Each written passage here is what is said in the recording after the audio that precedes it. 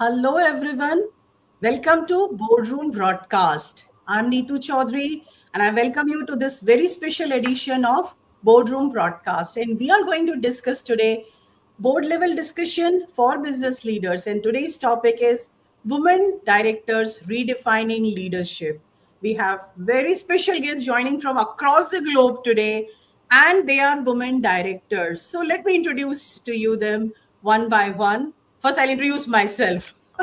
I'm Neetu Choudhary, business and leadership coach, board member, board advisor, keynote speaker, executive speaking coach, host of business podcast with the name Lead with Neetu, and host of Boardroom Broadcast. Then we have wonderful executive director, Dr. Leila Kazim. She is a physician, well-being leader based in UAE. She is recognized for her strategic leadership in oil and gas industry, which is like quite predominant. She designs preventive, family-centered, and workplace well-being frameworks for more than 6,500 employees across retail operations. Her focus is on long-term impact through integrated system design embedded into operations and leadership-driven cultural changes. So she is going to bring very industry-specific insights for us. Then we have very special person, Sarah. She is joining from UK with us. Sarah is seasoned non-executive director and growth leader with board roles spanning from banking, venture capital, payments, fintech. And she sits on the supervisory board committee and on board of Gresham House Income and Growth to VCT PLC in UK. She also chairs the investment committee there. Sarah has previously a trustee of the appeal. She now also advises Mint Payment, Silk Bank, and Credit Spring. So we have very diverse experience over here. And drawing on her career from like PayPal, Loot Create, Root Card, and Clearco, and other European and US and Middle East companies. So she has a good wealth of knowledge from the fintech front. And then we have very special person, Women Board of Directors Head, Chief Visionary Officer, Poonam Chawla, with decades of experience in media across Bloomberg, New York Times, Khalij Times, and UAE GCC region. She is the founder of Women Board of Directors to advance her vision for empowering women leaders across the region. So not only UAE, but globally, she is encouraging Women Board of Directors. Poonam also advises Air Cargo Update and the Toy Association of India. And we have very special executive director joining from UK, Magdalene Bukhare. She is Chief People Officer and Culture Officer with over 20 years of experience with leadership, HR transformation from Kingdom of Saudi Arabia. And she has worked in GCC, Iraq, Yemen, and she's also a member of the GCC Board of Directors Institute. So I welcome all of you wonderful ladies and thank you so much for joining us today. Thank you, Neetu. Thank you for inviting us. Thank you Thank for you for having us. I'm having so us. excited, because this board and this discussion is super special to me. So I would like to start with Poonam, being like the Chief Visionary Officer of Women Board of Director. Across GCC, we see that women now holds about 7% of listed companies and board seats on average. And if we talk about UAE, it is 15%, which is more than the double of the region's rate, what we are having currently. So the numbers are moving.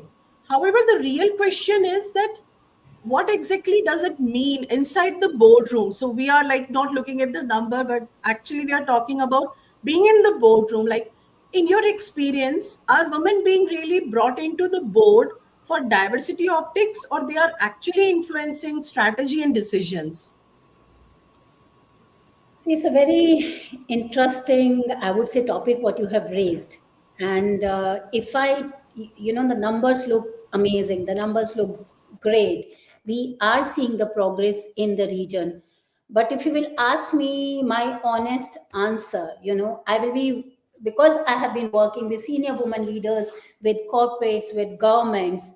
So my honest answer is, most of the boards, what they are doing is they are confusing proximity with preparation. Boards will invite women to observe, to attend, to listen, and then they will congratulate themselves for being inclusive. But if you really look at it, is observation is not development, and the presence is not preparation. What boards are not doing and must start doing urgently is deliberately engineering the conditions under which the next generation of women directors can actually lead. That means giving women board ready assignments before they have been even given the roles.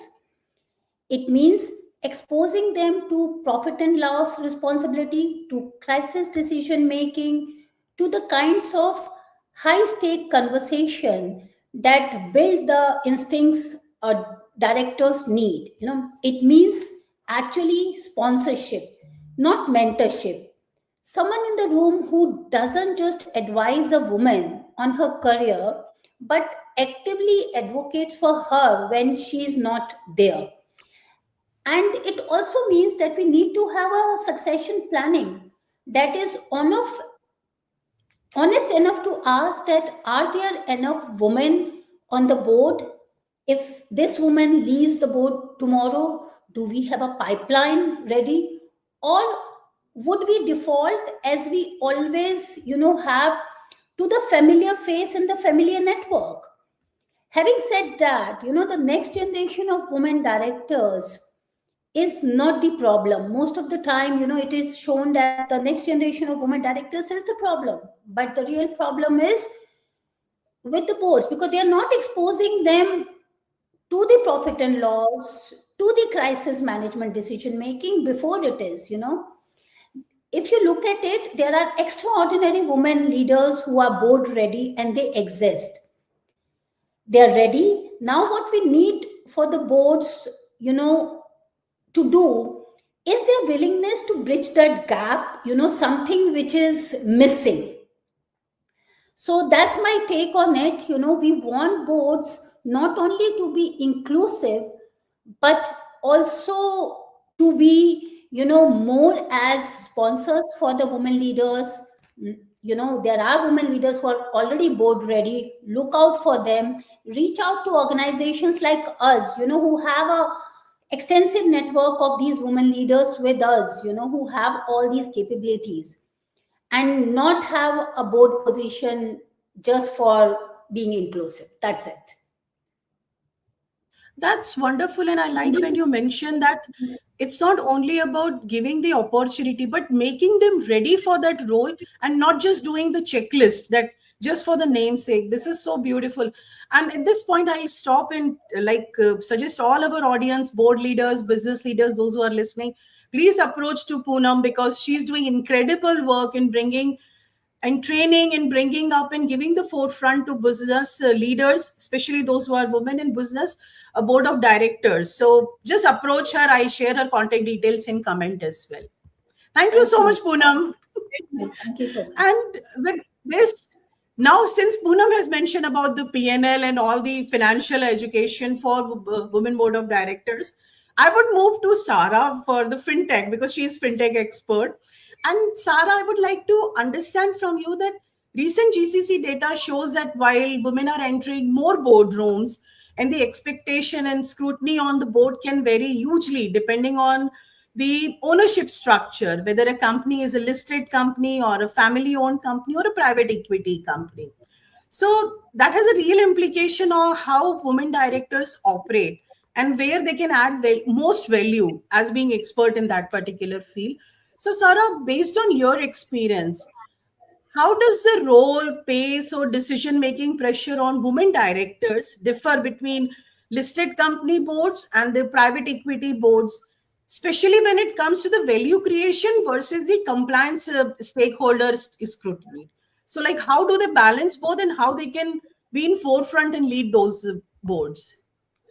Yes, well, I think so I sit on the board of a bank in Poland that's owned by Cerberus, the big US PE fund. So I sit on a private equity board, and then I sit on a listed board in the LSE that's listed on the LSE in London.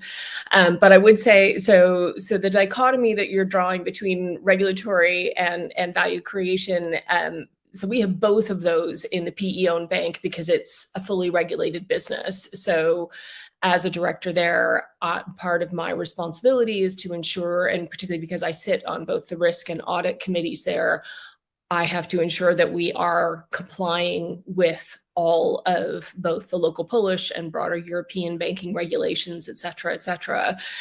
So that is still a very large component of sitting on a fully regulated board.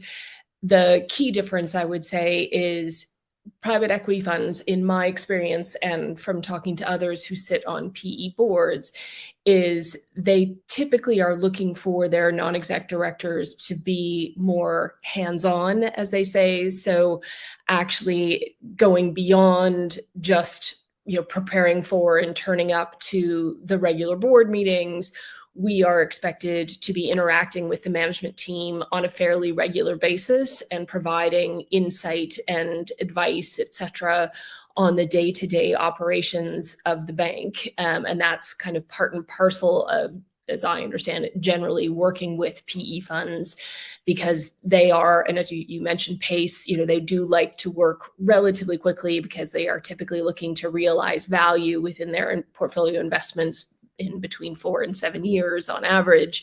So they want to see change happening at a quicker pace. And I would say from my experience at Velo, where I've been nominated to the board by the EBRD and the IFC, two IFIs, neither of whom are renowned for their pace. And then I'm working with a US PE fund, and Cerberus has a lot of assets in the banking space, and they have a playbook, as some of the PE funds do, which is very much buy and build. So we've already made 3 acquisitions in less than 2 years. So things do happen fairly quickly. And part of the challenge is kind of working with the PE house, but also working with the IFIs, who have a lot of internal governance that they have to deal with before they can do things like commit additional capital, et cetera. So I am sometimes a little bit piggy in the middle between those two things. So I think if you are, I think it partially depends on what you enjoy. I quite enjoy working in that type of environment where I can work very closely with the management team and help them kind of with the experience that I have and what I've seen on my other boards that might be of relevance and helpfulness for them. I'm less excited about sitting around reading reports just to tick boxes. And if it's okay, I would actually like to hark back to Poonam as well. And I'd be interested to hear. So some of the research that I've seen, so on, say, the Velobank board, which is a relatively large board, there's 9 of us, there are only 2 women, and both women are independents. Cerberus doesn't seem to know a woman to put on board. But I have seen research that says, and I have experienced it myself, where, it's incredibly challenging to be the only woman on a board or in a meeting room. And, it's better / easier when there are 2, but apparently the magic really happens when there are 3 of you and you can kind of build critical mass. And I don't know if you've seen similar research in the GCC, Poonam, and if that's something that's starting to get some traction as well. Currently, with the GCC, we are, I would say, we are at a stage where, we are pushing the mandate to have at least 1 woman leader. We are at that stage. What you have rightly said, definitely, when you have 2 women leaders or 3 women leaders on the board, the dynamics completely change. But currently, the situation here is that the most of the women are recruited just to fulfill a mandate. Okay, and there have been cases, where clearly the chairman, when a CV of a woman leader have been, shared with the chairman of the board, their first response was, "Why not we look at a men CV?" So we are at that stage, where we are struggling to, I would say, bypass this stage where, we have to convince them, at least, talk to these women leaders. They are board ready, they have the capabilities, and they just not sit at the table. They are very important for the conversations, they are very important for the business ROIs. So we would love to be at that stage where, we will have 2 women at the board or 3 women. That's our aspiration. But I would say we are still taking the baby steps. But there is also, And this there's is a a good. challenge. Oh, sorry, I was Yeah, going to say, please. just so in Europe and particularly in the UK, some statistics have been released recently where actually, particularly in the FTSE 100, because they originally had a goal of 30% of all directors being women, and we've actually exceeded that now. It's like 42%, which is great in a sense. But I can say I've experienced firsthand. I was at a breakfast here in London, and it was just as I was going on to the board in Velo, and I met an American man, and he asked me what I did, and I was very excited. I'm like, oh, I'm just stepping onto this bank board in Poland, and he looked at me and said, oh yes, you're a woman. And I looked at him and I said, yes, you're exactly right. The only thing I bring to the table are my ovaries. Yes. And there, it can cut both ways in terms of people believe that you're only in the room because you tick that box. I hardly believe that's not the case. We are 52% of the population. We represent we have huge economic power. You need to have that voice at the table, and we do bring a different perspective. But it's interesting. Exactly. And that's the reason, we focus when we have what you have rightly said, when we focus on our, board placement discussions, we focus on, we try to get, at least 40% of the male leaders engage with us, because we strongly feel that, it's a partnership with them. We cannot have this battle alone, that have a woman leader. They have to, sponsor, they have to train the women leaders, to be the future board. And that's all our initiatives. Our combination is 60% women, 40% men, and we go hand in hand, in building up our network of women leaders and so forth. That's wonderful. And it's so nice to see that we are having like the representation from UAE, GCC, and we are having from UK, and we are hearing almost the similar stories. Like we are just UK is little ahead here, but yeah, the things have been really similar. So let's hear from Magdalene. She's joining from KSA. How is it in KSA? And if we talk about KSA in Saudi Arabia, women participation in leadership role has risen significantly under the vision of 2030, with reports showing that women are now holding around 44% of the middle and the senior management roles in this particular segment. And the number that would have been like unimaginable if we talk about 1 or 2 decades back. So, Magdalene, how do you see Vision 2030 has transformed the role of Saudi women in workforce, in leadership, and in board executive roles, and how this has impacted the business, like how women are getting ready for the board? So 2 questions are there. One is, how do women see it, and what is the business impact in KSA companies over there? You're on mute. Let me yeah. So thank you very much, Neetu. Thank you very much, ladies, for the conversation, for the dialogue here. In Saudi, we're not very far away. We were at 2.9% in 2020. We've risen now today to 8% of board seats in Saudi Arabia occupied by women. Of course, that is by far away from what the European Union has, and as Sarah rightfully said. But again, it's a big number compared to where we were in 2020. The data indicates by MESA that 53 seats out of 1,809 board seats in listed companies in Saudi Arabia are occupied by women. That is by far a very small number. However, we are getting there. So yes, Now, to your question, Anita, about the Vision 2030 and how women leadership has sprung in Saudi, I think there is bigger, more diverse talent pool for us today for the employers. I mean, the labor market has increased, the women participation has increased across various aspects. Call it from tech to medical to infrastructure, and there's more competition towards high performing female talent. Okay, there's a stronger need for retention right now, flexibility in the workplaces.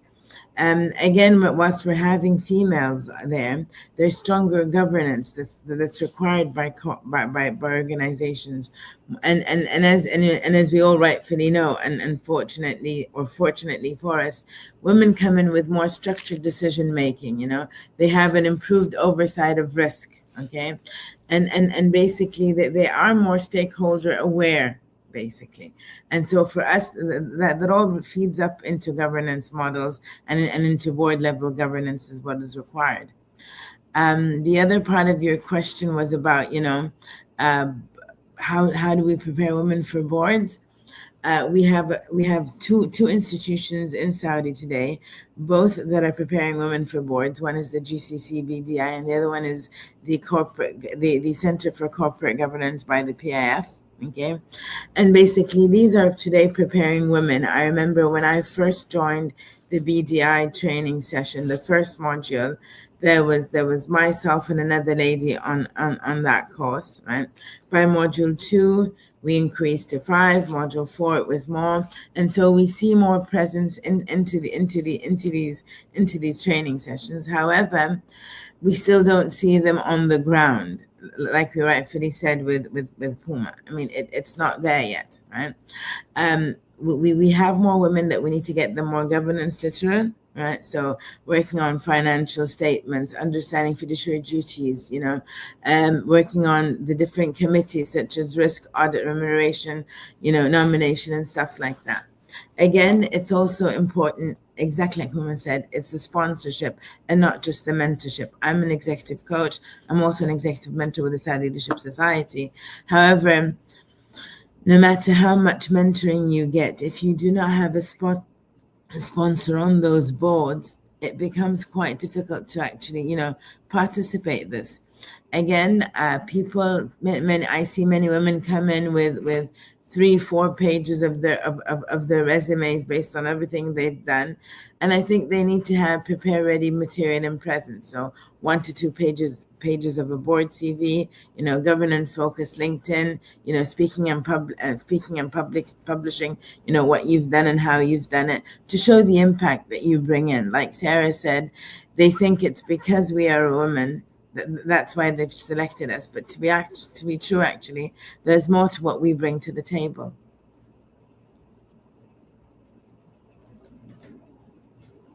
This is so wonderful what you mentioned, actually. And what you said is right. Until we show ourselves, because women had to prove herself at every stage, whether it's like running a first marathon or going for Olympics, or every time women have to prove themselves. And one of the biggest reason for me doing all these things is that we have started from where our previous generation has left. So now it's our responsibility to take it far ahead, so the next generation will start where we finish. They don't have to start from zero. So every time I think of like giving up, okay, it's not working out, I look at my daughter, I say to myself, I'm not doing for me, I'm doing for her. The furthest I go, her race will start, like she'll get a heads up for her race. So that's the biggest reason. And this is wonderful. Like, I love this conversation, actually. This is so special to me. And Yeah, we I would really like have to move to Dr. Sorry, I'm saying we really have to advocate for each other. And as Sarah said, you join as the first board member. In many of the organizations in Saudi that I've joined, I was usually the first Saudi female HR, the first Saudi leader here, the only woman here. And I walk out of organizations leaving, more than 2 handfuls of women behind me, pacing the way for them. And I think it's really, really important that we actually empower, sponsor ourselves, and work alongside to make sure that, we advocate for each other. So thank you, Neetu, for this. Exactly. Exactly. And you rightly said, being the first is good, but we should not be the only one there. Once we reach there, we have to bring more people. So I think that's where like Sarah, Poonam, Magdalene, and Dr. Leila, you all are working that we will, okay, if nobody has done, we will do, but we'll not do it alone. We'll bring everyone together with us and then we will do. Wonderful. And Dr. Leila, all three speakers before, like board members, have raised this point that the progress is there, definitely what we see from previous decade to now, but they hold a very small fraction of board seats across the region, like about 7 to 8% of representation is there, and female representation on listed companies even less, that is 3 or 4% only. And so when the numbers are so low, it raises a very critical question: is it really a pipeline issue, or there is something, a very big underlying issue is there? So how do you believe that, do you believe that women are either underprepared for the board roles, or they are under sponsored, like they are not ready, or they are ready but nobody is talking about them? Well, thank you, Neetu, for the question. Interesting, yeah? So personally, I don't believe that the issue was that women are underprepared. I think many women, they're actually highly prepared, but whether it be operationally, emotionally, or even strategically. And as you know, rightfully, Magdalene and Poonam mentioned, that they're not. It's like, we're not. We're underexposed and under sponsored into environments where the board readiness becomes visible. In many organizations, okay, women are leading through complexity every single day. And we're managing people, navigating different crises, influencing culture, balancing operational pressures. And we often carry significant invisible leadership responsibilities. And people don't see that, yeah? Our main challenge here is board pathways are still frequently shaped through sponsorship networks, strategic exposures, high visibility decision-making environments, and those opportunities are not always distributed equally. I think the question here is less about capability, and it's more about whether women or the organizations rather are intentionally creating those pathways for diverse leadership experiences to be seen and trusted. I'd like to mention one more thing, important thing. Leadership today is changing, as you mentioned. Boards are increasingly dealing with workforce well-being, whether it be psychosocial risks, whether it be sustainability, human capital, resiliency, or even culture. Many women leaders are already bringing in significant practical insights, and we've seen it. We've seen it already.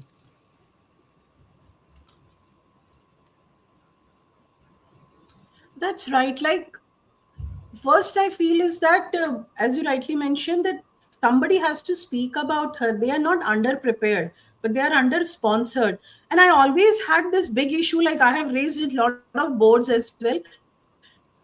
We do have the board chair, like chairman is there, but we don't have the chair person there. So why? I'm not saying that to make it chairwoman, but make it chairperson, because one of the discussion we were having in boardroom, and the again and again the word was coming, chairman, chairman, chairman. And I said, just wait a second.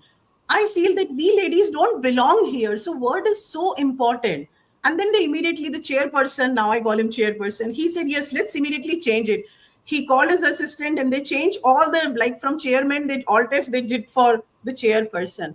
So I think the feeling of whether I belong here or not is the first step, because once I believe I belong here, then I'll start preparing and I'll start like speaking about it, being vocal about it. So that's there.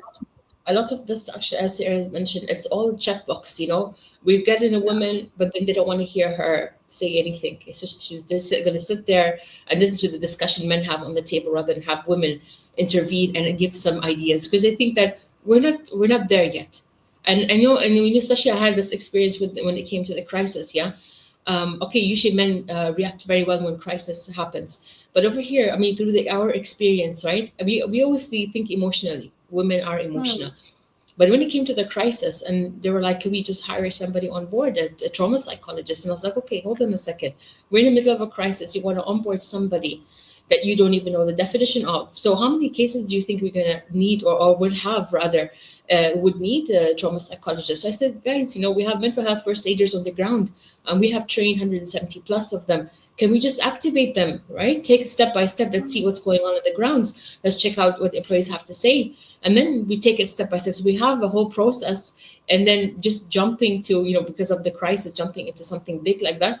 It's, that's downstream. It's like wasting money, unnecessary actions, calling somebody on board just because of the crisis. So I was like, guys, just slow down here. Yes, everyone is in a panic mode, but not to jump in to such decisions like that. So they don't see that women can also add value to such situations. We know, everyone knows that, men think more wisely when it comes to serious situations, and women think more emotionally. But I also saw that sometimes it's not true. It's not true.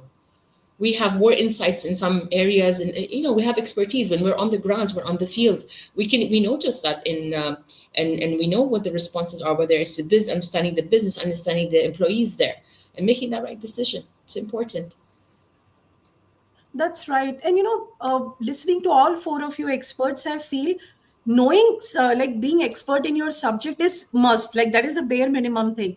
But being vocal about your knowledge, expressing yourself, connecting with right people, and even if you know that nobody is going to listen to you, still stand up and speak for yourself. I think that courage, that soft skill part, which is like actually the hard skill, we need to work on it. Branding yourself as a board member. And one of the research I was going through a few years back, it says that when the male is 50% ready, still they say that they are okay, like they're ready for the role and they ask for it. Female has such a big imposter syndrome and low confidence at times that even when she's 90% ready, she says, no, I'm not still ready for it. So I think we have to bring up our next generation and ourselves as well. That's okay. If I'm 50% ready, let me get the role. I will learn on the go there. Like sometimes it happens to me. I get invited for some of the keynotes and I have no idea what I'll go talk, but still I say, okay, I'll do it. And because I have a deadline, I prepare for that one. Yes, Poonam. No, what you have rightly said, what happens is, most of our grooming has been, as women leaders, has been done with the mindset that we have to be a perfectionist in anything what we do. And lot of Exactly. time we are stepping into our men's shoes. So when we step into the men's shoes, we forget that why we are here. We are here because of our, EQ, which is very high in women leaders, our empathy. So we start fitting Yeah. into the men's shoes, and that's where I feel the whole dynamics, go wrong somewhere. So Exactly. And what you're doing, like all of you, what you're doing, that's a big inspiration for the next generation as well. Of course, our generation is doing, but for the next as well. And with this, I have a question for Sarah, which is like going to help everyone. Is it the data really shows that women are on board, but they are still in the minority? And if we if we talk about like for many women here, they are already having the senior executive role, but there's still a gap there. It is less about the ambition and it's more about the aspiration or the opportunities for the international board. So Sarah, with your experience for women in this room who aspire to serve as an international board, especially for the private equity boards, what concrete steps, like practical doable steps, they can take in the next 12 to 24 months to be the board ready and be vocal about it, so that they start getting the board opportunities across different jurisdictions? Well, I think some of it, Poonam and others have already touched on. So across the boardrooms that I sit in, the typical backgrounds that people have tend to be, you need to have had significant P&L ownership. So typically it's ex-CEOs or general managers of a business unit. Then CFO is another typical profile. Sometimes you see CMOs, other C-suites, but I think typically the profile that boards are looking for is someone who has run a significant P&L with a certain amount of complexity. So part of it is ensuring you actually have that experience on your executive CV. But then I think if you're looking at international boards, you need to have a certain amount of focus. So understand what markets make the most sense for you. Either you have direct experience in that market that is relevant. So the reason why I'm on a bank board in Poland was I ran PayPal across Central Eastern Europe, Middle East and Africa, and I had an office in Warsaw. So I know the market and I have the digital kind of experience. So it could be that you have direct experience in that market, or it could be that business, particularly if you're in a specific vertical. So for me, fintech, and there are businesses in that market who potentially want to expand into the GCC, which is true in a lot of cases. So kind of being very clear about what your target markets are and what the value is that you bring. So is it that you bring knowledge of that market, or you bring knowledge of, say, the GCC markets that people are looking to expand to, and being able to crisply articulate, these are the elements of value that I bring to the table. And then identify either, so in many markets, there are networks like the BDI. In the UK, there are things like Women on Boards, et cetera, where you can start to build a network in that space. And particularly if you are interested in private equity or venture capital, et cetera, identifying the funds that are investing in those businesses that kind of sit within your target area. And many funds have kind of talent partners, et cetera, who are there to help their portfolio companies identify both executive and non-executive leadership. So reaching out to them and sharing your profile and being, again, crisply articulating, this is, I would like to join the board of a fintech who is expanding into, and this is the value I think I could bring, so that you're then on their radar. It is a little bit luck and timing in terms of whether or not, typically it's whether or not they're already doing a transaction in that space that fits your profile. But being on their radar, making sure that they're aware that you exist, so that when that deal happens, you're front of mind and they reach out to you to say, oh, we're building a board for this. We think you'd be great. That would be what I would recommend. Well, I think that's a very, very valid point, because this is what we do. We collaborate with headhunters to regularly share the CV of our members. At least, as you rightly said, most of time women don't do enough personal branding. So this is one way which we have been doing. We share the CVs with them, that these are the women who are board ready. So if you have any opportunities in any of these specialities which works for them, we are free to connect or share more details about that. So that's a very important point, Sarah, which you have raised. And this is so nice, because I have been part of Women Board of Directors for quite some time. And I have seen they are doing such an incredible work, like bringing new talent and upskilling them and speaking for them when they are not even ready. Like they don't have that level of confidence to speak for themselves. So that's there. And few points have come out from all the discussion is that having the financial knowledge, especially the industry which you want to go, like if it's a fintech or something. So having in-depth knowledge, I think that's where the women board executives are still lacking, and that's why they don't get that confidence. The second is the business knowledge and the market knowledge. Having subject knowledge is okay, but understanding the business and the market, this is the most thing. And the last one which came out predominantly is being seen, actually being vocal about it, being seen, writing about it, speaking about it, so that when the right opportunity comes, you're on top of their mind. This is wonderful.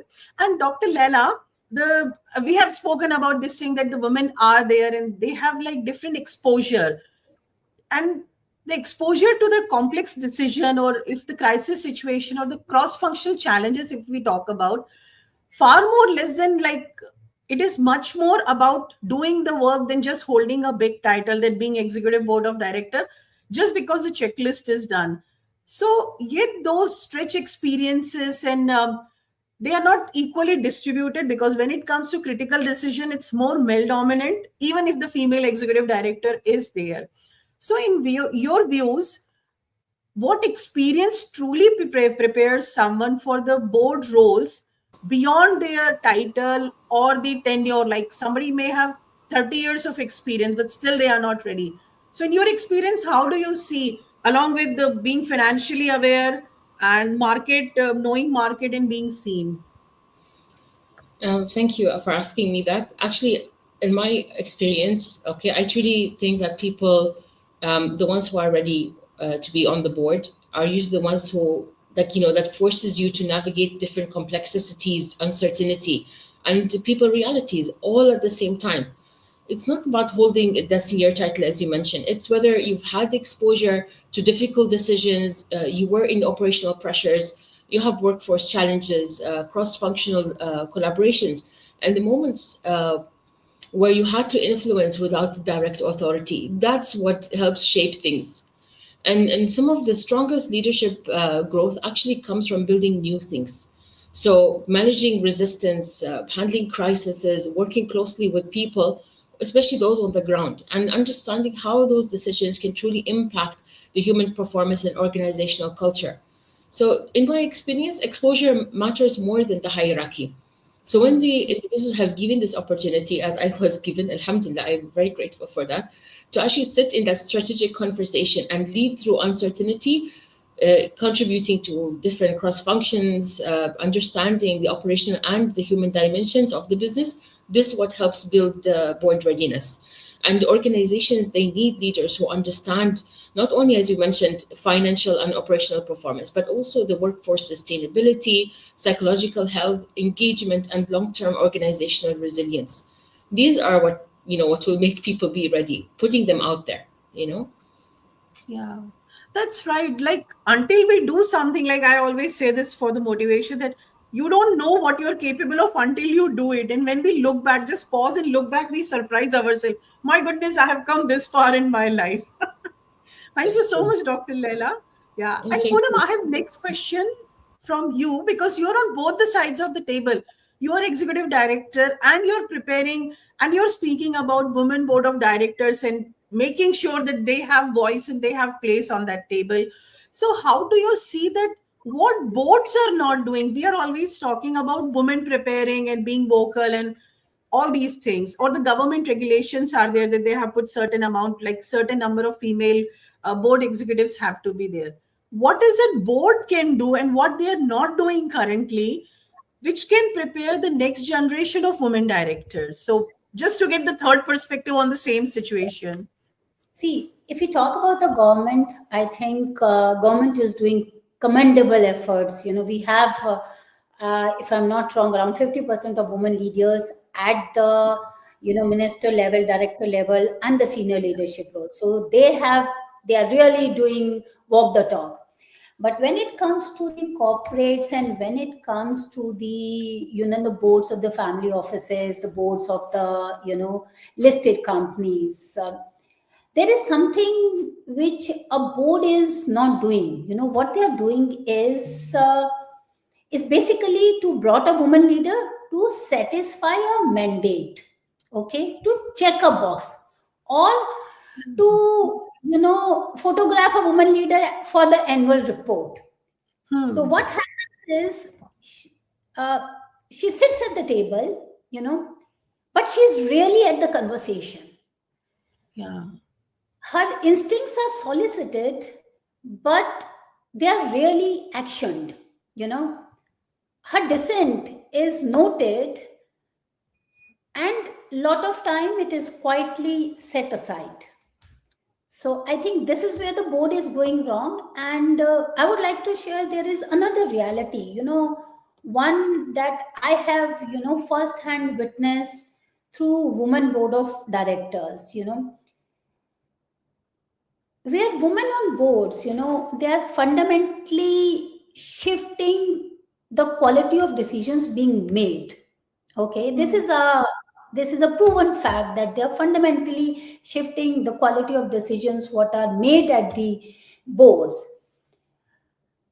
where these are the women who are asking the uncomfortable question nobody is willing to ask at the boards. And I have done it myself. I've done it myself, where I have been singled out because I was the one who was asking the most uncomfortable question, that we are making this investment, we are entering this market, is this the right time, is this the whereas nobody else is asking. So women are asking those things, where women have, they call it, women have a sixth sense. Their radar catches nobody else,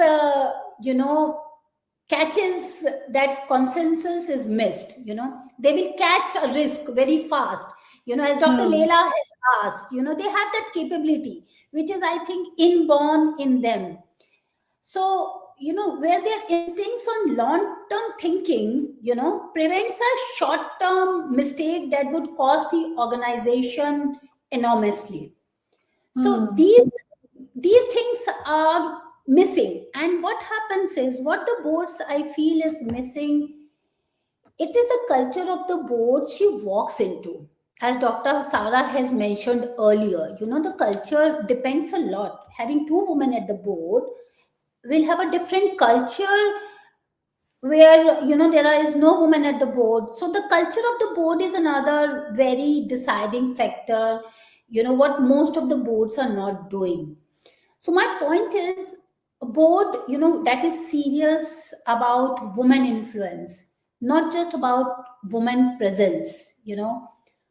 Does the internal work first about training them, and it also examines how the decisions are actually made, who speaks first, whose instincts are trusted, whose pushback is welcomed, and whose is managed. Very, very critical for the boards to do these things right. So if I look at it, the UAE mandate for female board representation is extremely powerful, and I would say necessary starting point, where they have regulated that there should be at least one woman at the board positions. But I strongly feel that in the long run, the quota system will not work. If a mandate, but a mandate gets a woman a seat at the board, that is there, it gets the woman into the room. What happens inside that room, that is where the real work begins. So, and that is precisely what women board of directors, we as a team, are doing.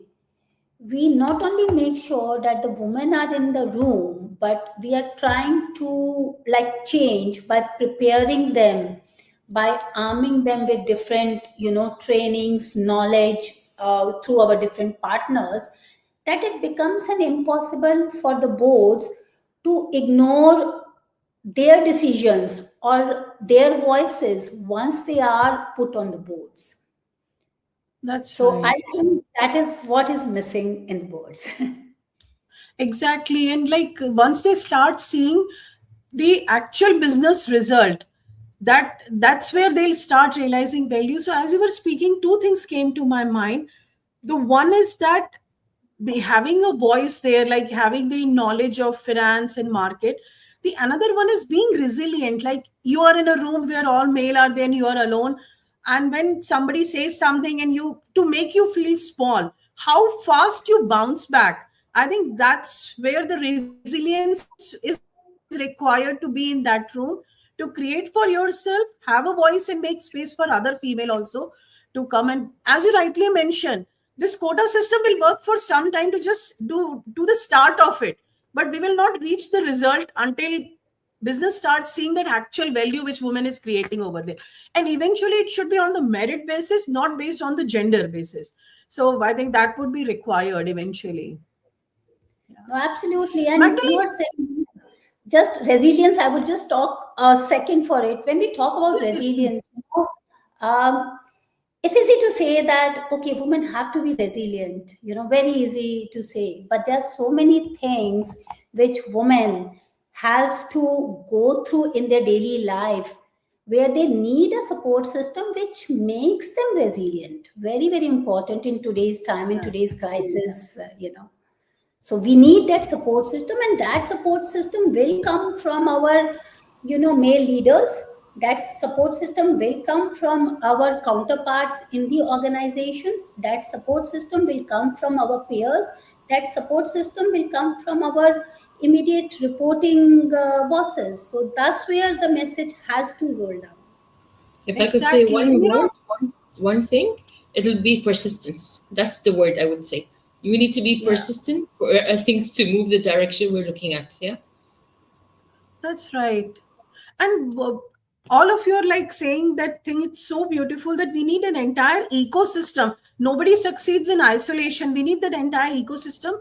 Yesterday we were having a conversation and I was telling my husband, I would not have been like, I couldn't have done so many things without he taking care of, like, taking those responsibility. Or my daughter, she's 14 years old and she takes care of her education. I don't have to see what is the timetable and when is homework, when is assignment. She takes care of herself completely. My husband takes care of it. We all have distributed. That's why I get enough time to do. Because I was thinking that if I have to run behind her for everything, homework and everything, I'll not have time and energy to do for me. So that's it. And here I want to mention something to our audience for Poonam. Her entire team is Gen Z and they all are female and they are doing brilliant work. And with this Sorry, one, we have spoken about the. Sorry, just one thing I would also add. I know it may Yes, please. we may not be quite there yet in the GCC, but if there's not more than one woman, but something that always sticks in my head when women are underrepresented in a room, back when Barack Obama was president in the US, the women in his close circle actually made an agreement amongst themselves that they would kind of support each other and echo each other, because they learned, they could see that when they spoke, people weren't listening. And, 2 minutes later, a man would say the exact same thing that they had said. And everyone would be like, oh, that's a great idea. And and they would get very frustrated. So they agreed amongst themselves that they would, when a woman said something, another woman would echo it and say, oh, yes, I think that I agree with what Susie has just said, da, da, da. So I think part of that network, yes, it's your family, etc. But I think, as we have said before, we as women leaders have a responsibility to others to support them and help to reinforce or amplify their voices in the room so their impact is felt. And that not only, yes, I think, Poonam, you have to be educating the male leaders as well, but it also sits with us to recognize that we can help too. No, absolutely. And I love this thing, this reminds me of second point. Sarah, you mentioned such an important thing. We are preparing female and girls and like ladies for these roles, but we are not preparing male to how to, they are coming from patriarchic society. We have not prepared them that how to be ready to listen to a woman and still not feel small in front of her. So I think we need to do both preparation, both side preparation. And one more thing I want to ask all speakers, request you and all our audience and listeners, today take a oath that every year, every week, not every year is very long, every week, you will give a shout out, whether in public or in boardroom or in your business, to a female leader based on merit, of course, not for the sake of it, but based on merit, you will give it. So please do this promise and write in comments when you're listening to this one, and do that one, because that small act will change someone's entire life, maybe the economy of the entire country. You never know that. So let's take a small step from this conversation. And we have spoken about the private equity, public companies. When we talk about family business, the maximum GDP like contributor is a family business. And Magdalene, you are coming from, like, speaking from KSA. That's like the most of the businesses are family businesses. And whether they are talk about the private sector or the family businesses over there, historically the women representation has been around 1% if we talk about the family business. So how do you see that now the things are changing very fast? How this the culture shift and the governance is changing in KSA? And from your own journey being a board of director and like bringing up new directors with you, what do you see around? What has actually helped Saudi women to move from supporting role in the family to becoming very senior and a serious contender for the board roles and the ownership in these areas? How do you see that? Thank you, Neetu. It is moving as even slower than a turtle, but we are getting there, right? Unfortunately, I have women that I coach that will say, I will not reveal that I am married to my husband. I will not reveal that this is my eldest son, all right? I will not reveal that I'm the cousin of the eldest cousin of the owner, because basically women are always known as the keepers of harmony, the helpers, and not the people who actually, make a difference. Now, and historically, it was always favored as the eldest son, but today, with the growth of economy, the growth of education, being organizations understanding performance based, hard to ignore track records by the females in the families, um, you know, are becoming what's making them, having measurable growth to become successors, as we said, based on performance, not merely on who they are. I mean, again, ownership and capability are being separated today in the family businesses. So more families now distinguish ownership succession, which is shares, trust, shareholder agreements, and so forth, versus vis-a-vis the management succession, which is the executive roles. Okay, and this separation allows our women to be taken seriously as candidates, for board, ownership, leadership, even though they may not be initially given the chosen role of a CEO, for example, but at least, this separation of succession is giving them, a lot more. And the other point also with family businesses in Saudi, it really depends on sponsorship, right? So there must be someone in the family that will really want to sponsor that person from being a support to a successor, right? And many families now are actually deliberately investing in external experience of their young ladies, in putting them in P&L roles, right? In sending them to have leadership coaching, in rotating them basically. And so this visible sponsorship that comes shows the other members of the family who may not have that believability, that we are building credible leaders, not just reliable helpers in the family. And so for me, it's changing, not as much as we would like it to, but let me tell you that it's going on the right direction, and I'm seeing it today, even by many companies, that are approaching me to have family coaching for their ladies, for their female younger ones, because they want them to grow, they want them to become something else. It's not only the eldest son who's going to get the best mentor, the best coach, or go to the Ivy League school. It's also, today, the younger generation of female talent. That's wonderful. And I have seen, like, some of my very good friends are from Saudi and they are female and they are doing incredible work. Like, they are board of directors in some of the big family businesses. So this is wonderful. And I would like to hear from all of you, uh, one advice if you could give to board, women board of director, and male board of directors. So what advice would you give? So I'll start with Sarah. If you can give one advice to female board of directors, male board of directors in the entire board chair, what message that would be? Well, I think it builds on what we've heard here. The real advice, I think, is understand that there is real value in having diverse views, be that gender diversity, generational diversity, national diversity, all those kinds of things. That diversity is a strength, not a weakness. It improves the quality of decision making, it improves the quality of debate, but it only does that if you give space for people to express their views. So it's both incumbent on women and other directors to be concise and to put those views across, but also on the chairs to ensure that space is given for those views to be heard. That's wonderful. That's wonderful. Like seeing the actual business results. Thank you so much, Sarah. Poonam, what advice would you give to board members, male and female board of directors?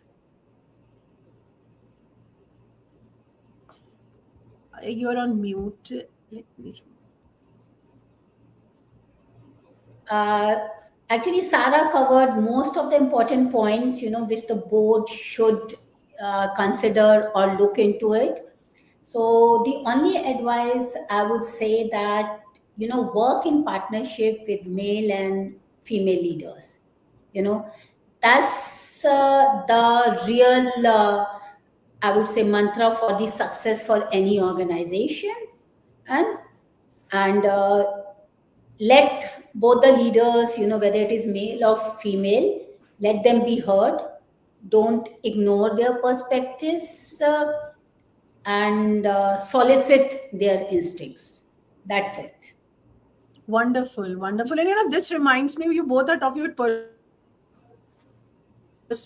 perspective. We were in Singapore, that big Singapore Eye is there, and my daughter was very young. We were just coming from there, and she said, Amma, this is oval. And I said, no, this is circle. Again, she insisted because she was around 3 year old, so she was learning circle and oval. And I said, no, this is circle. Again, she insisted, no, Amma, it's oval. And without looking, I said, no, beta, it's circle. And she said, no, it's oval. So third time, because I was playing the old script, I believe it's a circle. Then I turned, and from where we were standing, actually it was oval, it was not circle. So as you both mentioned, sometimes we run the old script, but we have to just pause and look back and see why the other person is saying that. Maybe they are right, maybe we are wrong at this point of time. So it was a big lesson for me. And I mentioned that in one of my books as well, that yes, that was a turning point for me. I just pause and look around and see, maybe that person is right, maybe this time I'm wrong here. Yeah. Magdalene, what message would you like to give to our board members? It's just a simple reminder in two areas. In the corporate world, you've believed in us, you've hired us, we've become C-suite. Why not put us on the boards?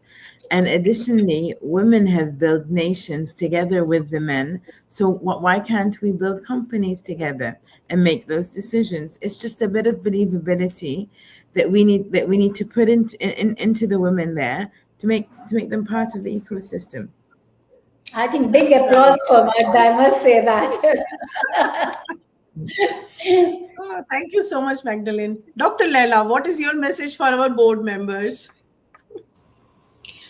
I have, I have to say, especially for the women, don't stop asking, don't stop making the efforts, be persistent. For the board members, give us a chance. Give us a chance. We can turn tables. You cannot imagine. So that's the only message I have for the board. Wonderful. I love this. And when you keep showing up, even when like nobody's listening and seeing, one day eventually it will happen. So not giving up, being persistent, being consistent is the most important thing. And a few things which has come predominantly from this discussion is that having financial knowledge, PNL, understanding your market, being seen and being persistent. That's the first thing. The second thing is speaking for others and upbringing other board of directors, speaking for women, those who are not speaking. So that's the thing, giving a shout out to them. The third thing which has come out is preparing male members for what is coming for them. Nobody has prepared them for that one. And the fourth one is preparing board to see the actual business result. Because as Sarah Poonam also mentioned that the companies which have diverse workforce, a diverse board of director, they outperform the companies, those who have similar one. So that's there. And changing the vocabulary, my favorite one. No more chairman or chairwoman, chairperson. Because we have to feel that we belong there before we start belonging there. Thank you so much. I love you all and I love this conversation. It was wonderful. And I'm sure our audience will love it. I highly recommend all of you, those who are listening, please connect with our speakers. They are doing excellent job and follow them, read their content. They are doing brilliant, brilliant work. Like I'm a big fan of all of them. That's why we are having this discussion here. Thank you so much. Enjoy and stay tuned for the next boardroom broadcast. Thank you. Thank you, Magdalene. Thank you, Poonam. Thank you, Sarah. Thank you, Dr. Leila. Thank you, Thank Neetu. you. Thank you, Neetu. Thank you, ladies. Thank you.